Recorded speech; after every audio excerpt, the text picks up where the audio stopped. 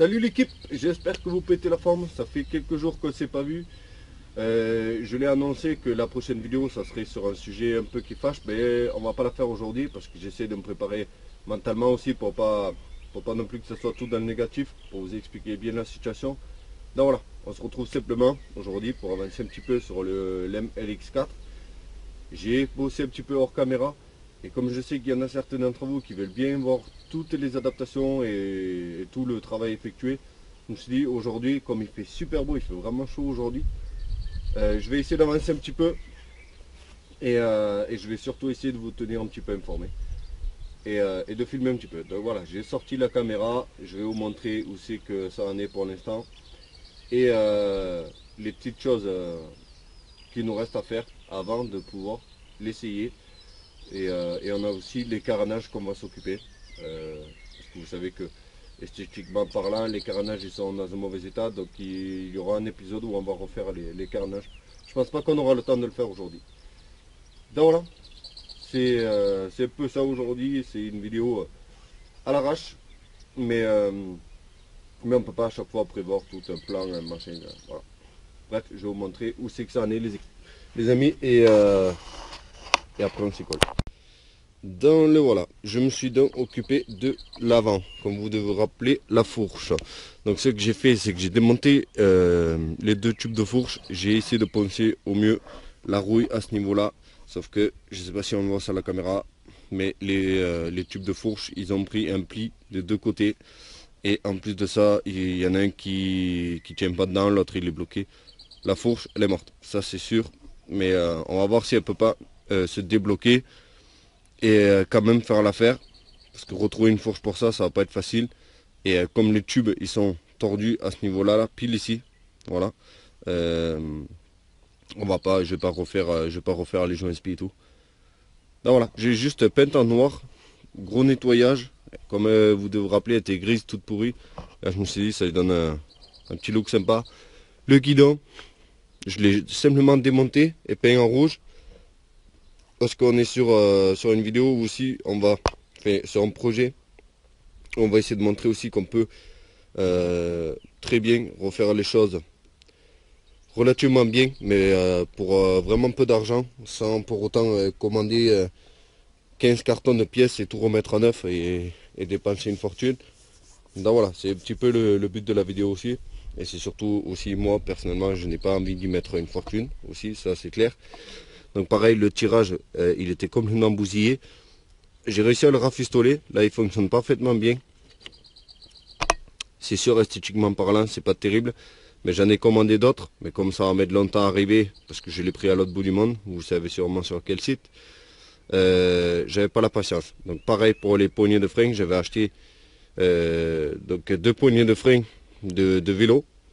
Donc je les ai montés dessus en attendant. Donc poignées de frein, poignée d'embrayage, donc c'est sensiblement des trucs en plastique de vélo, mais on va voir si ça peut pas faire l'affaire en attendant. J'ai changé la paire de poignées aussi, j'avais gardé une paire de poignées type cross, c'est les poignées que je préfère dans ce genre là, j'adore vraiment le feeling qu'on a avec, et celles qui étaient dessus elles étaient pourries, donc voilà, c'est à peu près tout, peinture de fourche et voilà, je me suis occupé de l'avant, quoi. Ça a pris vraiment du temps. Donc là, le problème que nous avons, c'est que ici, comme on peut voir déjà, le support du câble ici, il est pété. Donc il va falloir qu'on fasse quelque chose pour ça.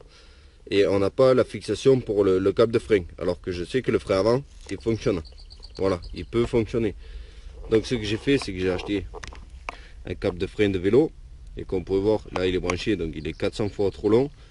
Et ce que je pensais faire, c'était de raccourcir le câble pour qu'il ait la bonne longueur. Et ensuite, à ce niveau-là, je pensais donc mettre un vis comme ceci et percer le vis dedans avec deux rondelles afin de pouvoir pincer, pardon les amis, afin de pouvoir pincer donc le câble pour le bloquer et bien sûr pouvoir régler le câble de frein, tout simplement. Donc je vais essayer de fabriquer ça, raccourcir le câble. Ici je pense je viendrai mettre donc un petit vis, j'essaierai de percer ou quoi, pour bloquer simplement le câble à cette hauteur là, et là il sera libre. Et ici on essaiera de pincer donc le câble, fabriquer un pince-câble nous-mêmes qui passera au travers le trou, donc voilà. Donc c'est le genre de petit truc qui prend longtemps, mais c'est le genre de petit détail qui peut être sympa aussi si c'est fonctionnel. Donc voilà, j'essaie de vous tenir informés les amis, on va attaquer ça tout de suite. Bon, on se retrouve à l'intérieur, comme vous pouvez voir, l'établi il est un peu en bordel actuellement. Et c'est comme ça qu'on fait une vidéo pas prévue. Donc là j'ai plié en fait juste la gaine au niveau où je veux couper, j'ai regardé un petit peu. Donc là on va essayer de couper la gaine sans couper le câble. J'ai jamais trouvé vraiment l'astuce pour ça. Mais on va voir ce qu'on peut faire. Même si le câble il était pas cher. J'ai quand même pas envie d'aller en racheter un. On va voir le côté qu'on garde, le côté qu'on garde pas. Lequel on peut se permettre d'abîmer. Donc je pense que je vais essayer de le pincer un petit peu.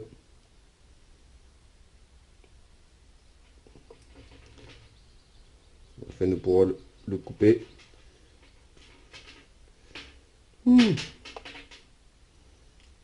Ça se passe pas tout à fait comme je l'aurais voulu.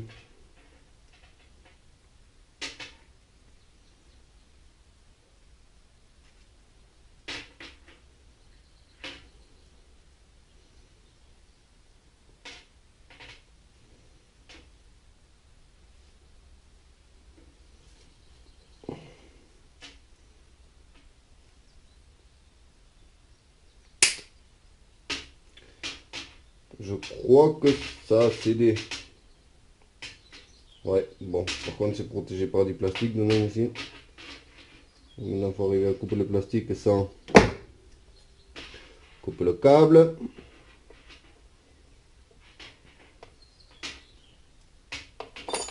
Sans couper les doigts aussi. Ah ben voilà. Bon, nous avons besoin de combien de mou? Je pense qu'il vaut mieux qu'on se laisse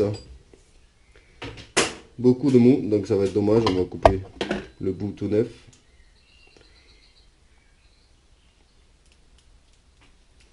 Avec ma pince coupante qui coupe plus. À force de couper tout sauf ce dont pourquoi c'est fait.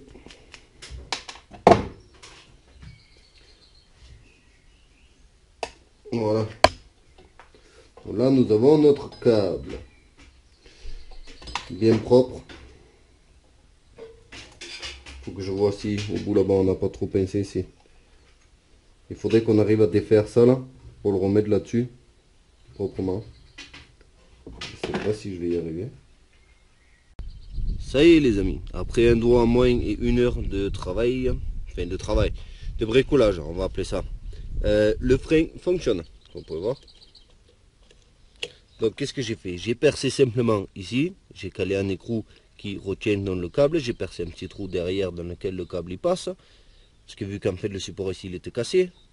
Ici j'ai simplement passé le câble autour d'une rondelle que j'ai pincée pour serrer le câble tout simplement. Ici j'ai mis une petite gaine thermo-rétractable, je crois qu'on appelle ça, histoire que le câble il s'effiloche pas.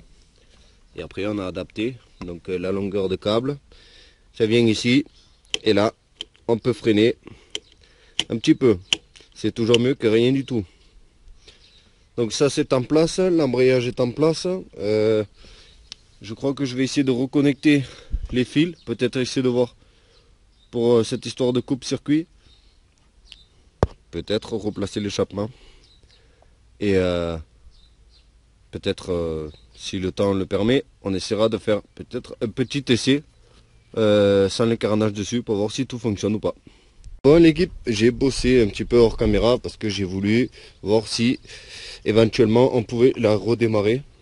Pour ceux qui prendront qui ont pris la peine du moins de venir sur cette vidéo là.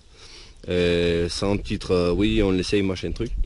Voilà, c'est vraiment histoire pour ceux qui prennent la peine de regarder toutes les vidéos. Donc j'espère que maintenant elle va démarrer. Donc j'ai redressé donc les de fourche parce que je les avais montés à l'arrache. Donc j'ai mis le guidon droit. J'ai retiré du câble sur l'ancien coupe-circuit. Parce que comme vous savez on est dans le bas budget. Donc j'ai utilisé l'ancien coupe-circuit. Donc je l'ai recablé. J'espère qu'il va marcher. J'ai juste placé la selle. J'ai créé une petite fixation en dessous là pour dépanner. Et voilà. J'ai aussi remis le pot. Et là normalement, j'espère que j'ai tout serré. J'ai certainement oublié de visser des trucs, mais ça on va le découvrir. Si elle démarre, on va essayer. Si elle fonctionne encore, je vais ouvrir l'essence et vous verrez.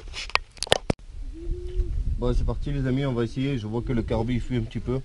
Mais bref, on va voir.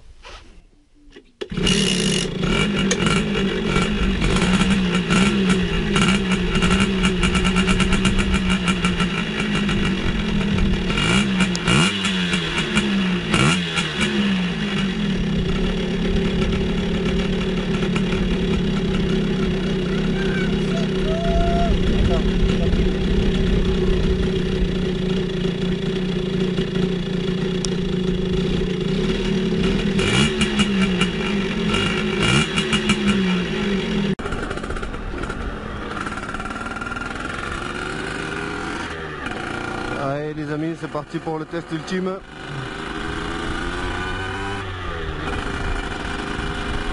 J'espère ne pas tomber sur la police. Déjà, on est sur des poneys là. Ça va râler.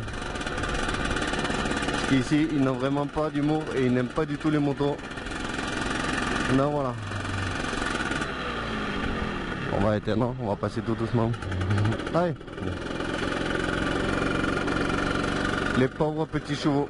Il faut respecter le voisinage quand même. Dans les sports qui n'appellent pas la police. Voilà. Allez, c'est parti.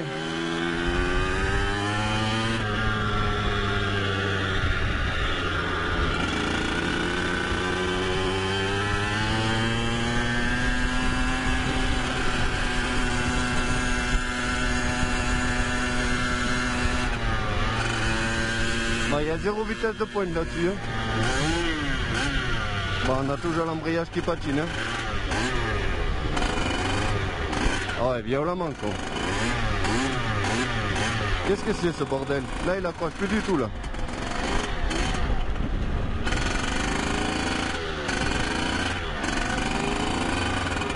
Ah, ça va être loin la maison là.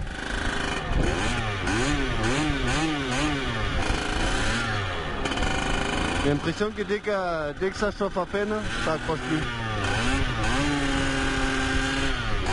Allez, accroche un petit peu bordel.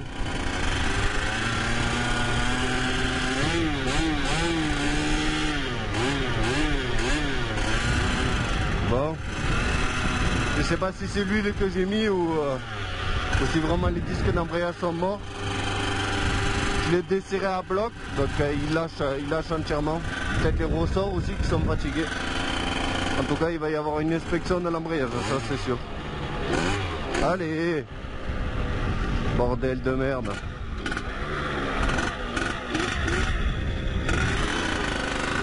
Allez.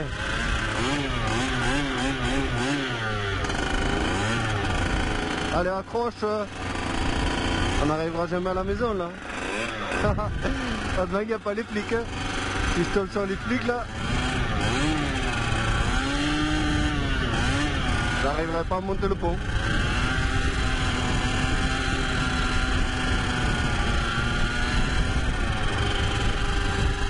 Allez. Bon, je pense qu'on arrivera à monter le pont. Allez, bordel, accroche. Bon, nous aurons droit à une petite inspection de l'embrayage, ça c'est sûr et certain.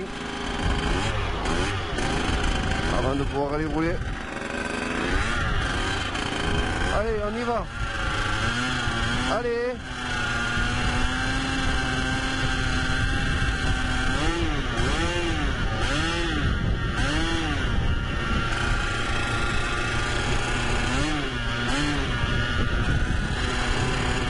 Bon, il a l'air d'avoir la forme. Par contre,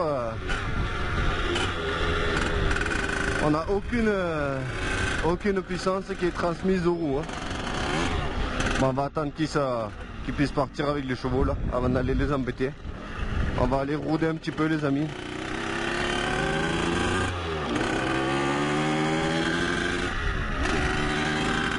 Ah là il accroche mais il faut pas que j'accélère. On dirait vraiment un problème de ressort. Hein. Bon, on va pas accélérer. On va rouler cool. Cool. Ah, on aurait pu descendre en bas là. Je le connais.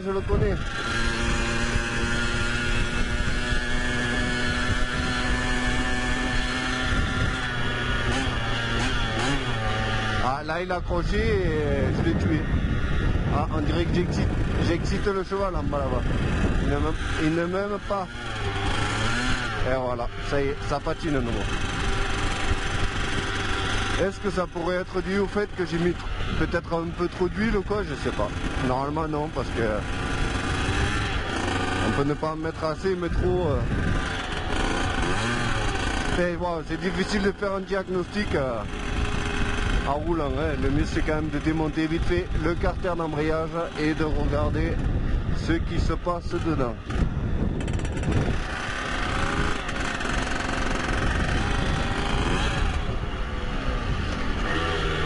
Ah, quand je rétrograde, là il accroche. Il vient bloquer, mais après non, il marche plus. Allez, on va essayer de rentrer à la maison. Les voisins ils doivent en avoir marre là.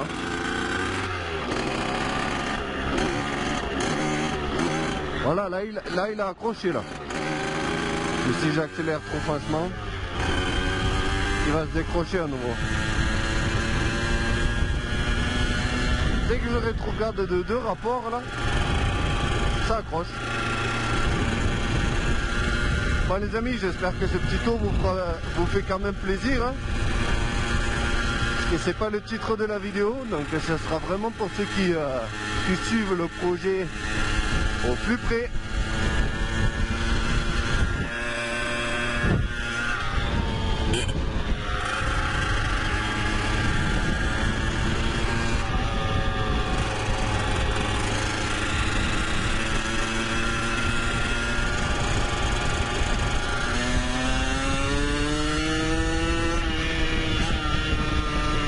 Voilà, là je l'ai fait patiner encore. Bon, est-ce que nous avons du frein?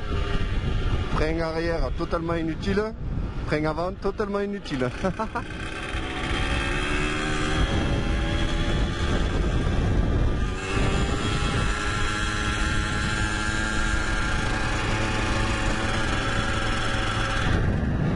Bon les amis, on se retrouve à la maison. Je vous laisse là-dessus. Bon les amis, on se retrouve. Donc ce petit tour, il nous a permis de voir quelques petits détails qui nous restent à régler. Et surtout ça a fait plaisir aux mômes, même si on n'est pas allé bien loin parce que je n'ai absolument pas confiance. À tout moment, c'était la panne. Donc voilà, bien sûr, au niveau du réglage carbu, compliqué, on n'a pas de filtre à air. Ça va arriver normalement. Et puis le carbu, c'est pas sûr et certain qu'il soit encore en état, mais bon. Ça a l'air de faire l'affaire à peu près pour l'instant. En attendant d'avoir le filtre pour faire les réglages en rapport avec le filtre air. Voilà. Après, j'ai pu remarquer donc que malgré que j'ai remis le joint de pot, nous avons quelques fuites, comme on peut voir au niveau de l'huile. En plus le mélange, bon, j'ai fait ça vite fait à l'œil, un demi-litre. Donc c'est un peu gras, bien sûr. Et la fourche, comme d'habitude, vous pouvez voir, elle est descendue jusqu'ici. Et après, elle est restée bloquée en bas. Donc bon, ça, on ne pourra pas y faire grand-chose. Mais enfin, tout a l'air plus ou moins fonctionnel. Bon, bien sûr, on a le souci d'embrayage. Donc on va tomber le carter d'embrayage. C'est ça va de soupe pour voir l'état des disques lisses et des disques garnis. Heureusement, nous avons un deuxième bloc moteur sur lequel il y a l'embrayage, où on peut potentiellement piquer l'embrayage. Moi personnellement, ça me ferait penser aux ressorts qui doivent appuyer sur l'embrayage, qui sont fatigués. Mais bon, c'est pas dit. Peut-être simplement les disques ils sont lisses, donc à voir. Mais en cas on peut prendre sur l'autre bloc moteur. Donc voilà, ça c'était dommage parce qu'on n'a pas pu vraiment le tester, hein. L'embrayage il patinait très clairement. Donc zéro sensation de puissance, hein. Ça gueulait dans le vide. Et voilà. Ceci dit les amis, je vais vous quitter là-dessus. J'espère que cette petite vidéo vous aura fait plaisir Et quoi vous dire de plus que on se retrouve très bientôt pour la suite. Je sais pas exactement quoi, mais on se voit très vite les amis. N'oubliez pas le petit pouce bleu. Je vous dis à la prochaine. Ciao.